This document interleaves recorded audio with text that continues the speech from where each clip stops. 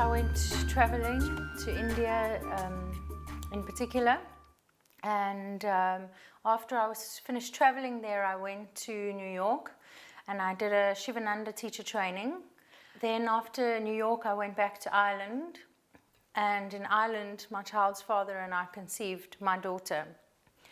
And whilst I was pregnant there, I attended yoga classes, as I just qualified as a yoga teacher. And when I walked into my first pregnancy yoga class, I just knew that that was why she was there and that this was my life's work. In South Africa, I noticed that there wasn't anything quite like I had experienced overseas. There wasn't prenatal yoga that encompassed healing all the discomforts of the body, preparing for birth, getting a bit of a workout, opening the body. It wasn't holistic. I brought a Satyananda system of yoga over to South Africa, and I retrained as a Satyananda teacher. And it was just well received. So I've been doing that in South Africa since 2009 with great success. Yes. So Yoga Mama is the business that was the service that was born out of my child and out of my experience. So we have several centers in Johannesburg at the moment, and I've just moved to Cape Town, and it's simply a practice of visualizing the breath leaving the mouth, and your attention is on the end of the breath, so that with each exhalation, you're watching the golden thread that you are spinning travel out into the distance, and you can see it wrapping around the world, wrapping around the sun, or if you lose your focus, you come back and you start a new golden thread. Other useful asanas, moms can get very short of breath and open up the chest to allow for larger volumes of oxygen, because there is extra blood in a pregnant mother and she needs extra oxygen. When you're bringing in breath awareness with all these asanas, it automatically helps with birth preparation.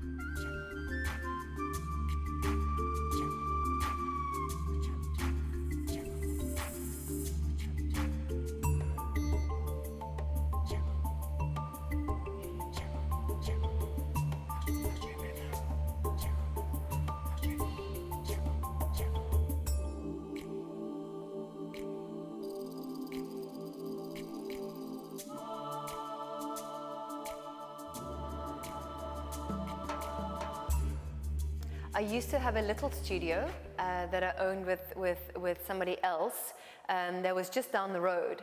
And the studio was tiny. It could fit 16 mats in it. And we got to a point where I was looking for something bigger, A, to fit more mats in, and B, somewhere that was beautiful. So, and somewhere where I could create, or we could create, a very authentic, very real space.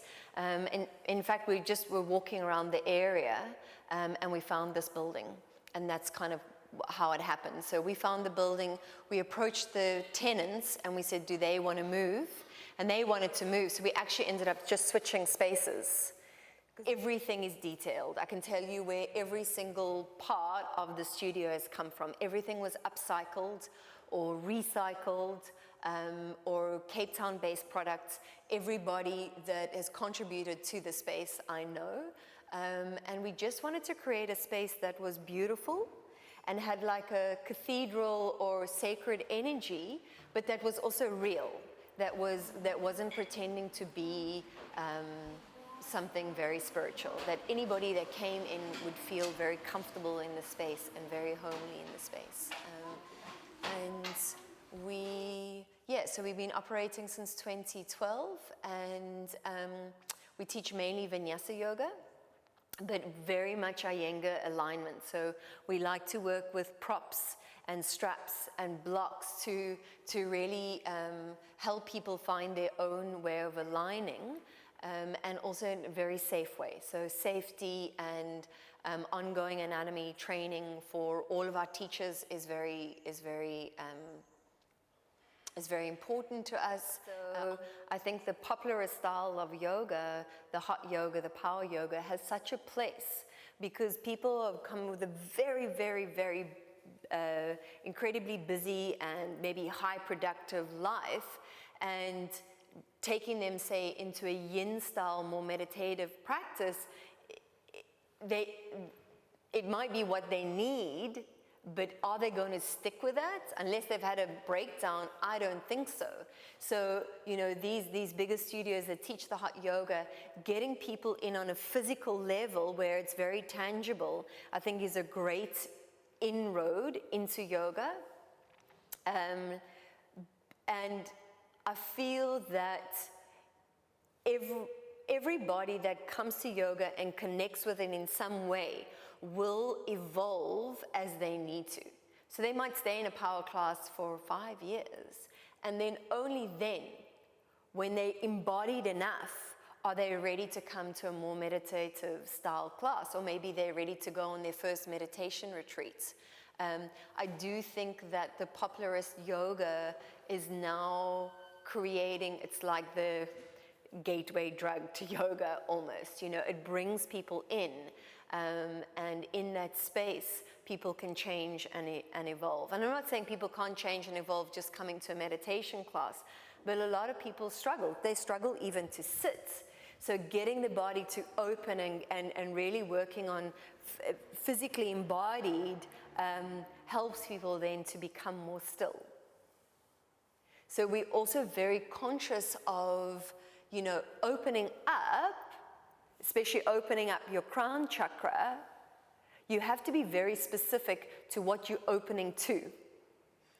So we also, the three of us that hold the space are also trained into recognizing when somebody is just kind of really opening and floating out in the ether and is susceptible to, and I don't know if this is a great thing to say on camera, but susceptible to entities, susceptible to not being connected to your own source of light.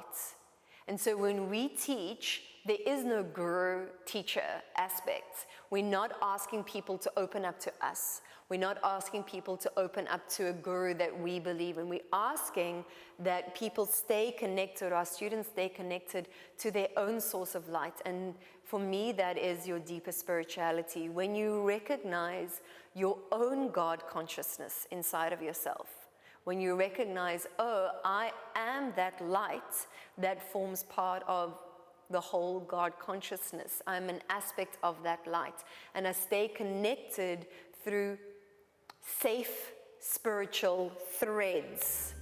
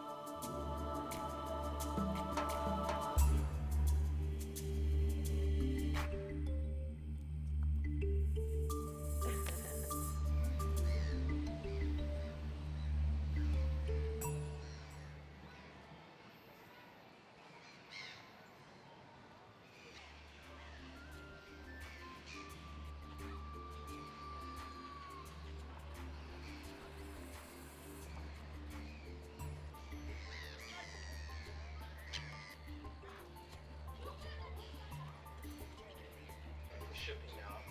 For your personal safety, please stand clear of the bridge.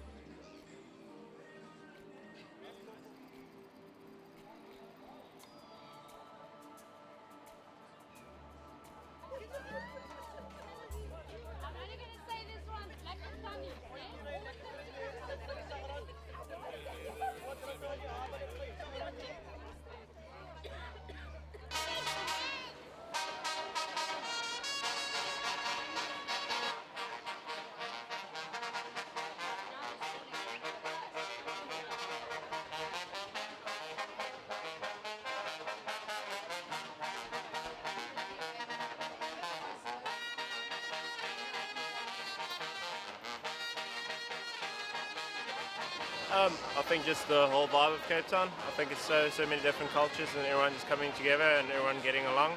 So, yeah, I think the culture of Cape Town is just magnificent.